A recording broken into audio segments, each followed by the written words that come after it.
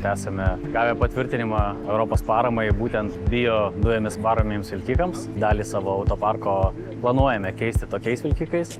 Ir šiuo metu bandome būtent Scania ir bandome suprasti, ar toks vilkikas tinka mūsų kasdienėme darbe ir gali atlikti tas funkcijas, kurias šiuo metu atlieka dizeliniai automobiliai. Šiuo metu bandom dujinį Scania vilkiką.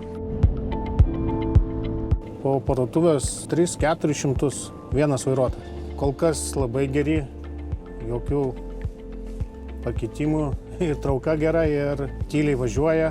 Labai puikus automobilis. Bandymo metu labiausiai nustebino vilkiko paprastumas, švara ir dinamika. Pilnu baku užpildyto vilkiko mums pavykdavo įvykdyti visą pamainą. Kuro užpildymas užtrukdavo iki 10 minučių, o vilkiko dinamika visiškai nesiskyrė nuo standartinio dizelinio vilkiko.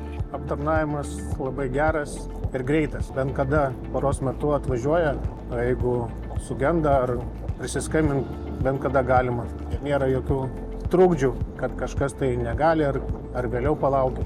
Standartinis vidutinis naudojimas dujų buvo 23 kg 100 km.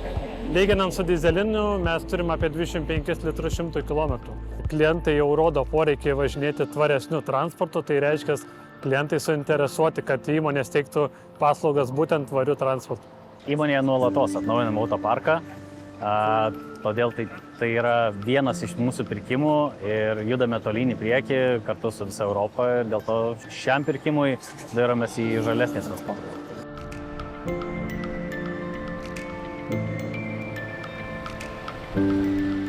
Pienas LT yra didžiausias Baltijos šalyse pieno gamintojų kooperatyvas, vienijantis daugiau nei 300 ūkių visoje Lietuvoje. Rugsėjo mėnesį kooperatyvas testavo dujinį vilkiką Scania, kuris varomas biometano dujomis. Siekdami sumažinti klimato taršą, testavimo metu sumažinome apie 5000 tonų CO2. Dar vienas vilkiko privalumas yra tylus važiavimas. Mes renkame pieną iš mūsų kooperatyvo narių ne tik dieną, bet ir naktį, ko pasekoje mums svarbus mūsų narių poilsis ir ramybė. Bandėmės naują biometano varomą automobilį. Visumoje ir iš vairuotojų atsiliepimo yra ganėtinai geras automobilis, minkšta labai važiuoklė yra, ergonomiška kabina. Kuro sąnaudom irgi nieko nenusileidžia dyzeliui ir dar pliusas, kad esam švaresni, žalesni.